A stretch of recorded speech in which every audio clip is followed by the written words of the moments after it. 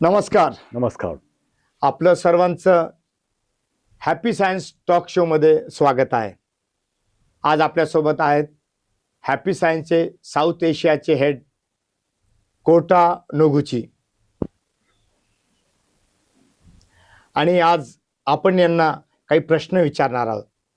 असे काही प्रश्न विचारणार आहोत की तुमच्या आमच्या जीवनाशी संबंधित काही प्रश्न आहेत. So I would like to ask you, Yes. What is the principle of happiness. मी त्यांना प्रश्न विचारला की सुखी जीवन जगण्याचं काय मंत्र आहे.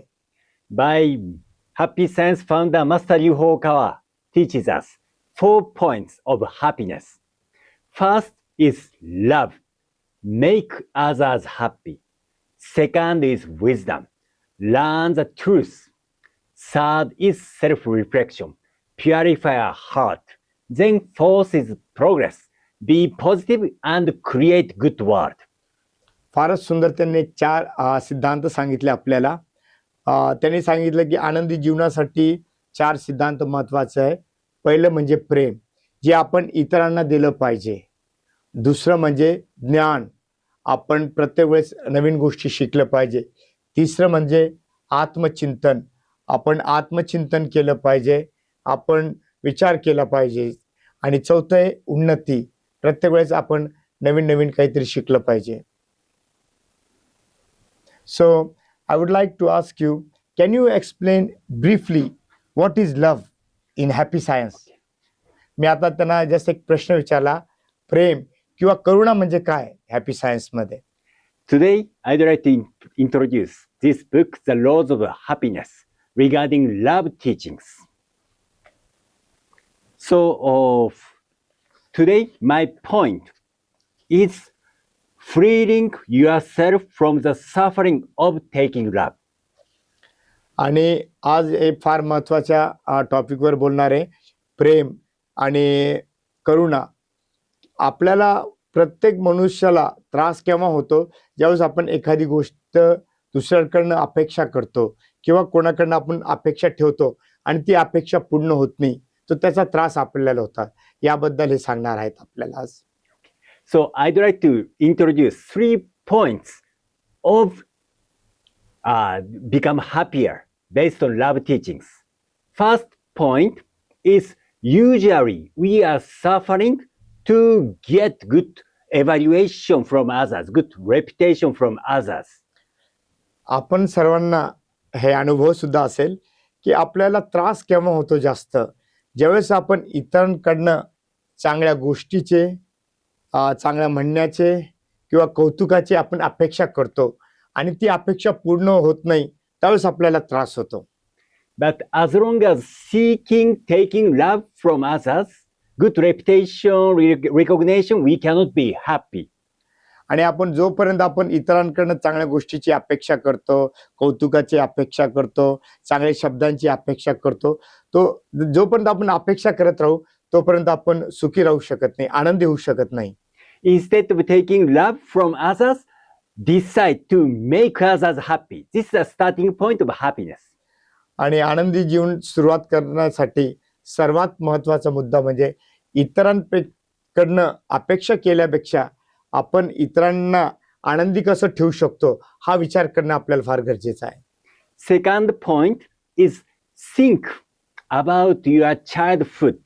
Sometimes our tendency to seeking love from others was made in our childhood experience. बऱ्याच वेळेस काय होतं, आपलं बालपण कसं गेलं याच्यावरती आपलं सुखी जीवन कसं असू शकतं हे बऱ्याच वेळेस डिपेंड करतं. Okay. For example, those who have difficulty with mother, they might have difficulty at home after becoming adult. बऱ्याच वेळेस काही व्यक्तींना आपल्या पालकांसोबत जर काही वाद असतील लहानपणी, तर ते मोठं झाल्यावरती त्या गोष्टीचा त्यांना अधिक त्रास होतो. Or those who have difficulty with your father. So at that time, you might have difficulties at your workplace, with your boss at your workplace. जसं की त्यांनी एक उदाहरण सांगितलं, जर तुमच्या आईशी संवाद व्यवस्थित नसेल लहानपणी, तर तुम्हाला घरी तणावाचं वातावरण होतं ज्यावेळेस तुम्ही मोठे होता. आणि जर तुमचं लहानपणी वडिलांशी जुळलं नाही, तर कदाचित तुमचं कामाच्या ठिकाणी म्हणजे ऑफिसला किंवा कंपनीमध्ये तुमच्या कलीग सोबत तुमचा वाद होऊ शकतो. So, to understand your origin of tendency, please reflect your childhood. जर आपल्याला एखाद्या गोष्टीचा जर त्रास होत असेल घरी किंवा ऑफिसमध्ये, तर आपण आत्मचिंतन केलं पाहिजे की आपलं मूळ काय आहे त्या गोष्टीचं. Third point, to make good relationship with others, we don't need to spend any 1 rupee.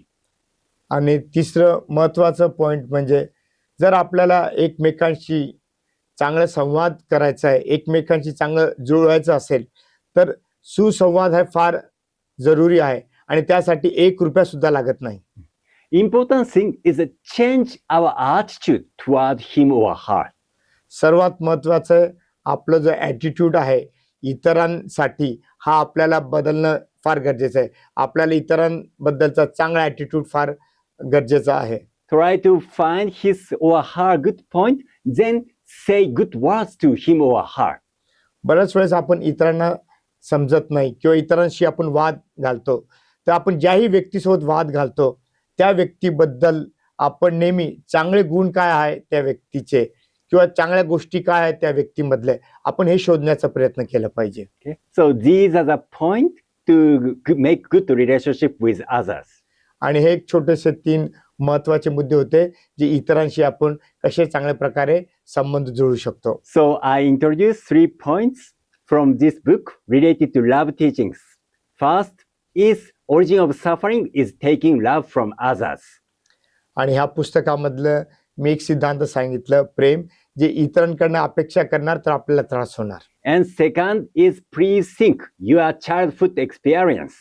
आणि दुसरं आपल्या लहानपण कसं गेलं त्याबद्दल थोडा विचार करा. It might be a root of your as of now tendency. आणि आता सध्याची आपली जी टेंडन्सी आहे ते त्याचं मूळ असावं. Then third things, to make good relationship, try to change your attitude toward others. Try to find good points on others. आणि तिसरं आणि महत्त्वाचं म्हणजे जर इतरांशी सुसंवाद साधायचा असेल तर इतरांना समजण्याचा प्रयत्न करा.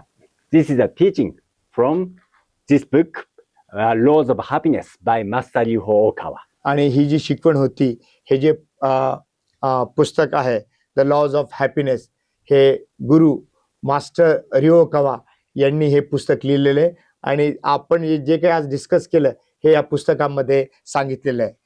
आणि so thank you very much mister Kotanoguchi for your great explanation. आणि यासोबतच आजचा हा कार्यक्रम आपण इथंच थांबवतोय. आणि कोणाला जर अधिक प्रश्न असतील आणि कोणाला कोटानोगुशी सोबत काही डायरेक्ट काही प्रश्न असतील जीवनातले तर तुम्ही खालील दिलेल्या नंबरवरती अधिक माहितीसाठी संपर्क साधावा. धन्यवाद. Thank you very much. Thank you very much.